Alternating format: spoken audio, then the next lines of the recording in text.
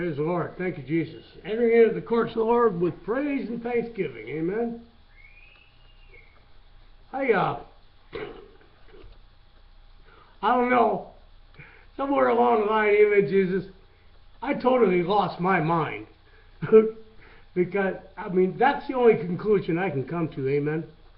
Praise God. Let me see if I got any volume on this. Oh, yeah, I got volume. Well, praise the Lord. Anyway.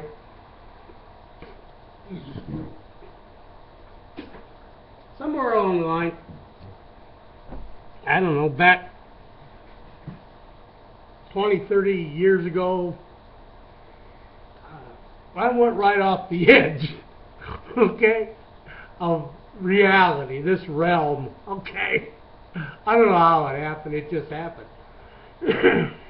It happened because I believed in the existence, present tense, of a realm here on earth that I could walk out of this one and into that one, trusting God for all my provisions. Totally insane. Absolutely off the charts, okay? I can't help it. That's what took place. And by faith, it took place. It happened. Then I started having dreams and visions regarding that. Not a lot, but the ones I needed in order to understand where I was at and who I was. But the whole point of the deliverance from out of these bodies of death was all about. But you cannot achieve that until you lay it down. And that's what I did. By the grace of God, by faith, 20, 30, 35 years now ago,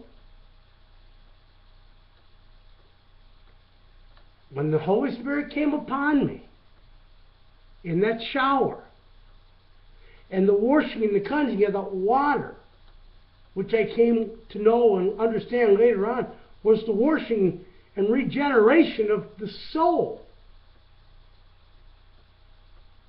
through the baptism of the Holy Spirit of God, which is symbolically seen in the water baptism. That's on the outside. But the true baptism is the spiritual washing from inside out that regenerates the soul. When that took place, I no longer existed in this realm.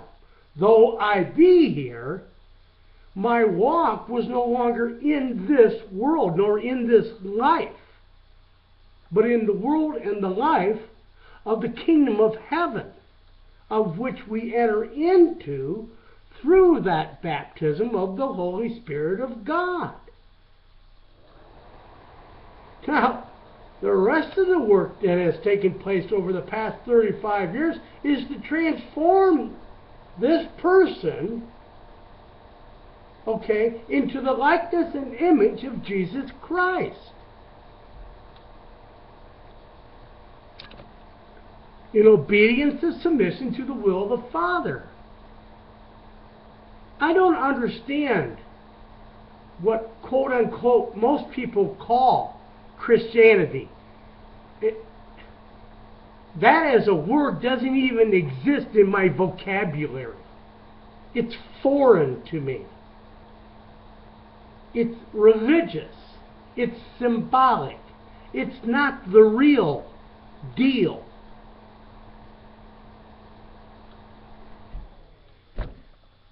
I might seem a little frustrated here tonight because I just,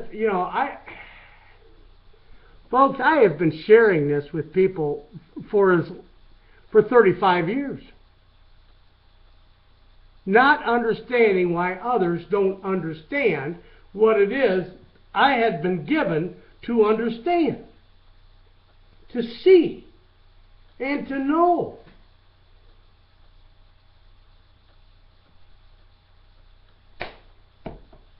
So,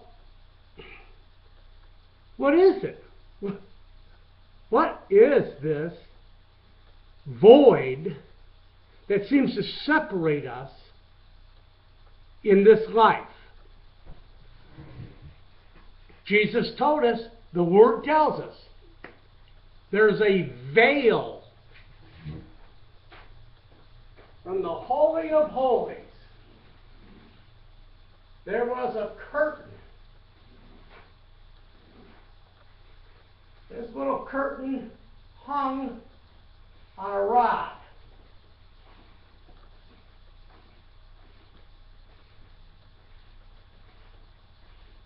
In this place, the high priest could only go once a year. And I'll tell you what, it's a serious place to go for them. All right, I'm going to try to make it a little wiggly here so you can get the sense of a curtain. All right. Maybe you'll get it. I don't know. We're going to keep trying until you do. Amen, Jesus. Praise you, Father. Thank you, Jesus. Thank you, Father. Amen. Glory. So here we go. We got this little curtain.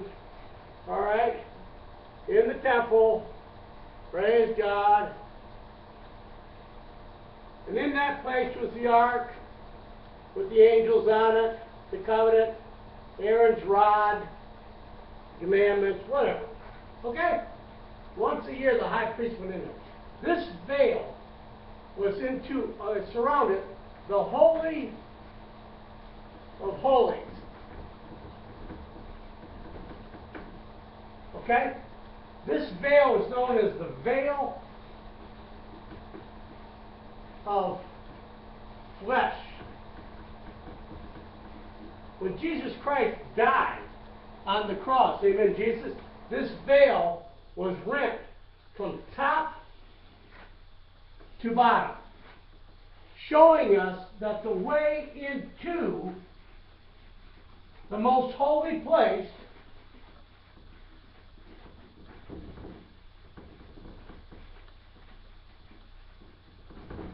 was open.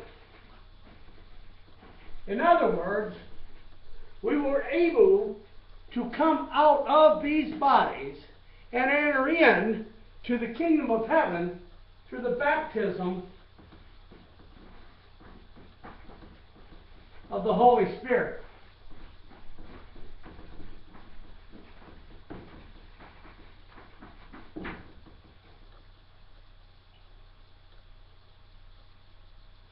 But in order to enter in here, you had to do what Jesus did. Lay down your lives. Lay down the existence in this realm.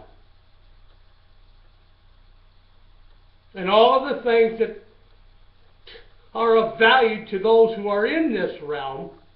You know, homes, cars, clothing, looking good, you know. A great deal of us who came this way as a result of the transformation, I can only imagine, ended up doing alcohol and drugs.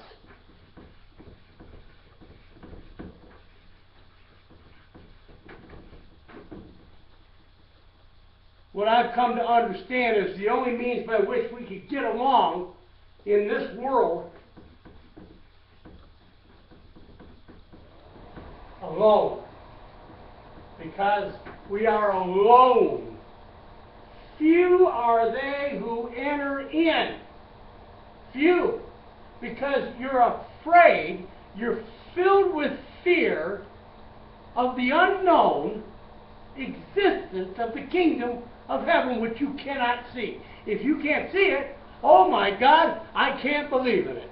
I surely will not lay everything down in this realm of which I use as security, okay, my security blanket, trusting beyond hope that that realm exists. You just won't do it. You're afraid to. You're bound by fear. Outside of here is where everything else of this world exists. The cardinal mind, the physical realm, the material things of this life.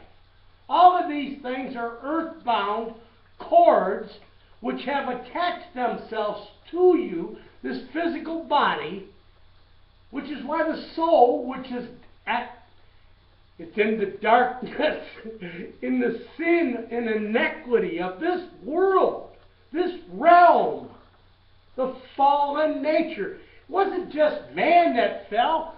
The entire creation that God had created was put into bondage with us.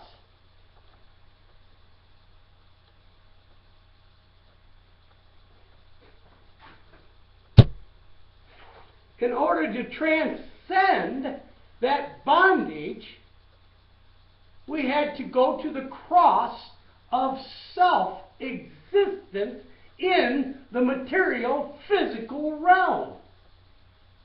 And be born again from above, outside of this realm, into the Spirit, into being born from above, into the kingdom of heaven.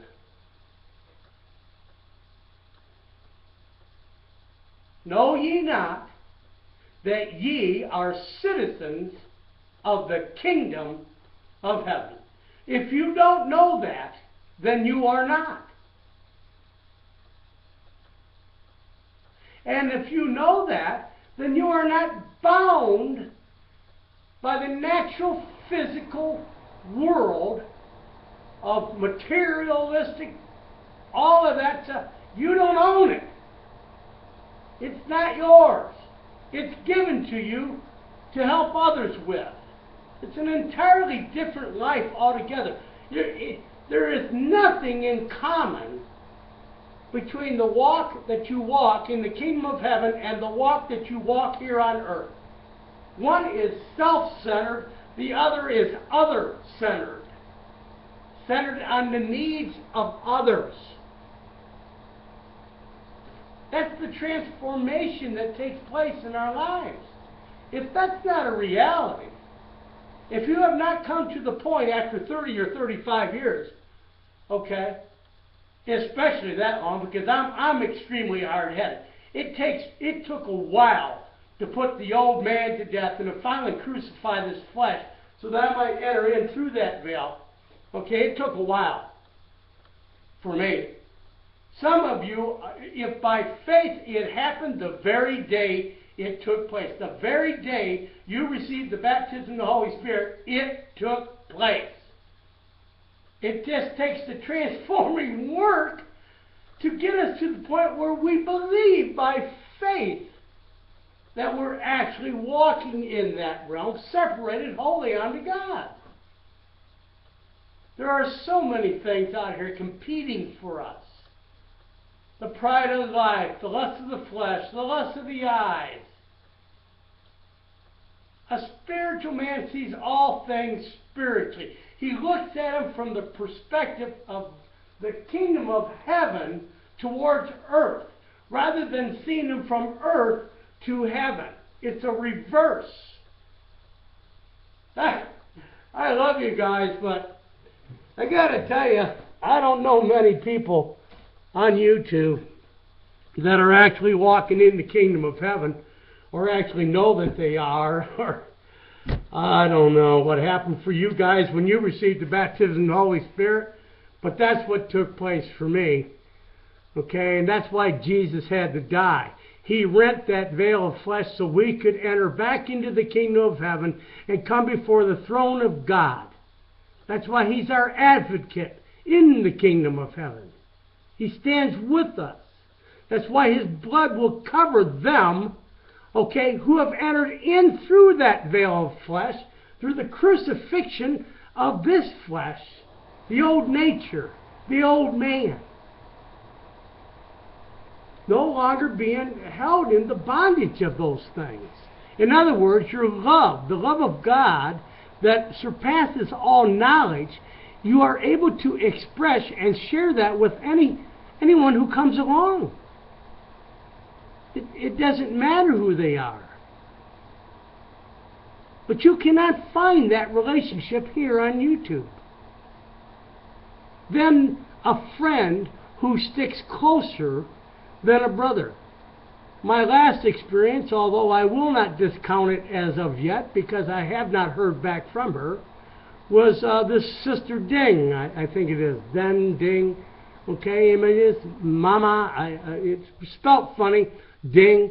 Well, very knowledgeable regarding the 144,000 and other things relating to Rachel and beautiful, beautiful.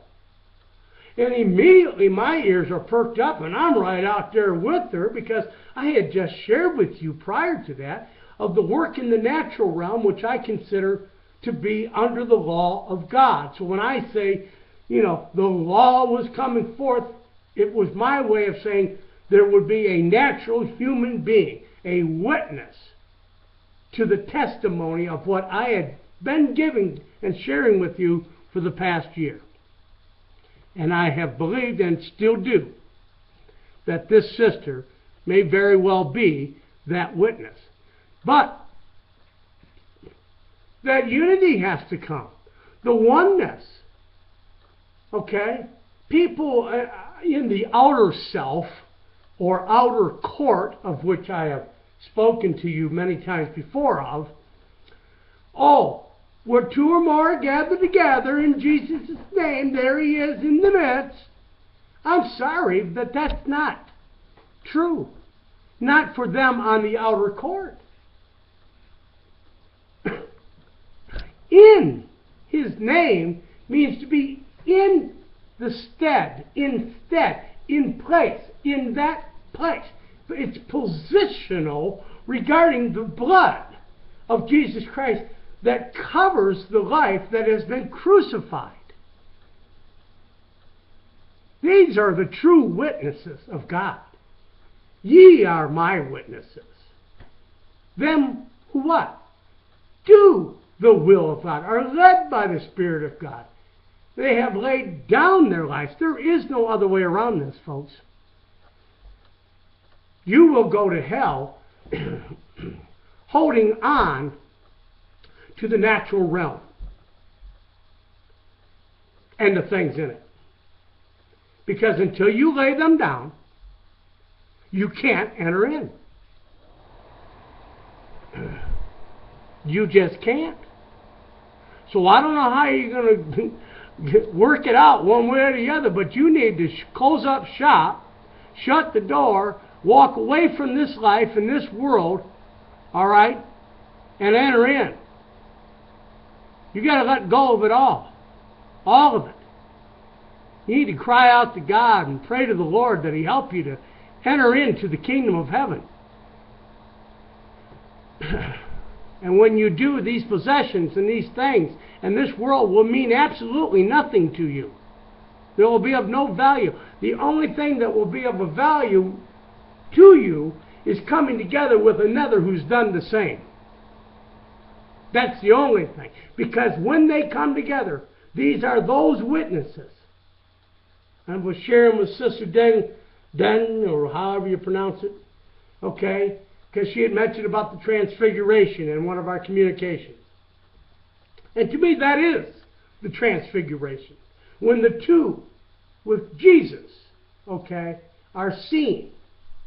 Just like Shadrach, Meshach, and Abednego, who were in that fire with the Lord. The cords that bound them to this earth were burned away.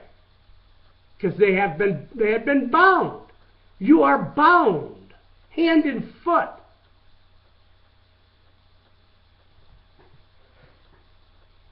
Spirit, soul, and body. It's bound to the natural realm. It needs to be delivered from the natural realm.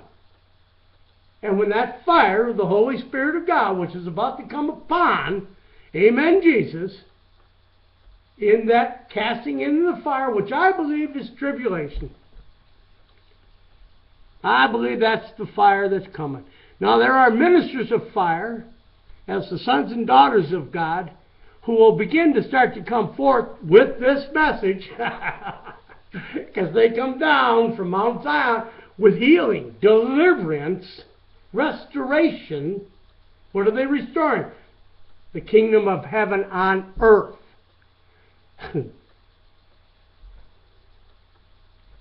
It was here. It's been here. But the falling away from the faith, okay, That's what it's done. It's fallen away from the kingdom, your kingdom walk. You've never been taught the difference between an earthly walk in believing on Jesus and actually walking in the kingdom of heaven, separated from everything, holy unto God. You've never been taught that. We work together as a community, having laid all these things down, only desiring the welfare and the gathering in of those who have yet to enter in. This is what the sons and daughters will go forth doing, bringing them the wheat into the kingdom, the ark, the covering, the barn, heavenly Jerusalem. When it comes down in the anointing, the voice of many waters.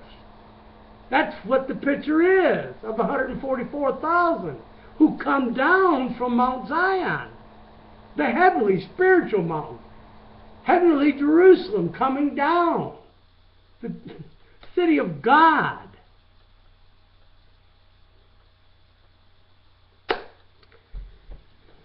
Oh, Father God, I earnestly yearn for that day to be joined with another in the kingdom of heaven, made one. I in you and you in me. That's what Jesus' prayer was for us, that we be made one as the Father and the Son were made one. How was the Father and the Son made one? God in Christ and Christ in God. Father, make them. Them who? Us. Make us. Make them one. Joined. All right. Christ in us. Amen, Jesus. As we are one. I in you, you in me, and me in you. And them, when we're made one with each other, them in us. Are you getting this? I pray to God that you do. Because the rest of this stuff that's going on out there ain't even worth listening to. There is the gospel of the kingdom of heaven, and then there is this religious hogwash, okay, of the cardinal mind, okay, that only understands the natural realm and its relationship with God, and hasn't got the foggiest idea of what it is to actually walk in the Spirit of God, to walk in the kingdom of heaven, having laid everything else down. They don't have the foggiest idea. This, what I am saying to you, is a foreign language to them. It's just as foreign to you, what I'm saying, is what you're saying is foreign to me. We don't speak the same language, folks.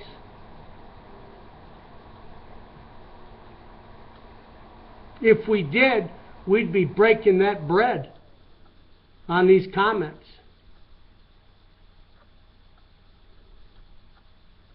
And this word would be getting out.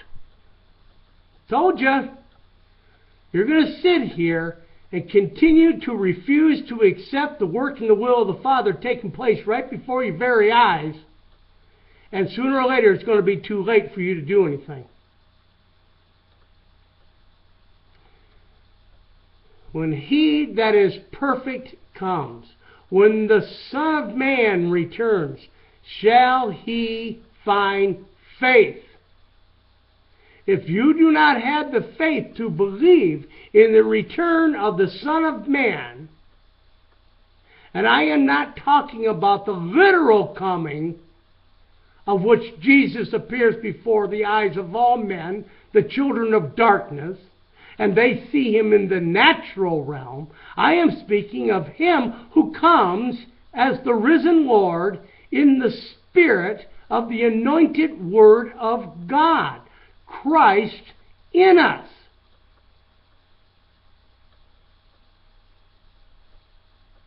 The spirit of prophecy, the prophet who fell upon the bones. Why do you think we're the body of Christ? What's the point of being the body of Christ if the body of Christ does not exist here on earth? You're missing the whole point. That's the resurrection. On the third day. It's been 2,000 years since Jesus died on the cross. We are about to enter into the third day. The dawning of the third day. Which is also what? If you look at that clock that the Lord gave to us, the third day, 3,000 years, the third 1,000 years, which we are about to enter into, is also the Sabbath rest. The seventh day on the clock. Because he is the Lord of the Sabbath. The true Sabbath. The Spirit, the kingdom of heaven is the true temple. The truth. The natural realm was the type of that which was the truth. You're just not getting it. Father, God, help and bless them, Father. Praise you, Father. Praise you, Jesus. Help them to start to receive and understand the truth of your kingdom. May the Lord bless you and keep you in Yeshua's name. Amen.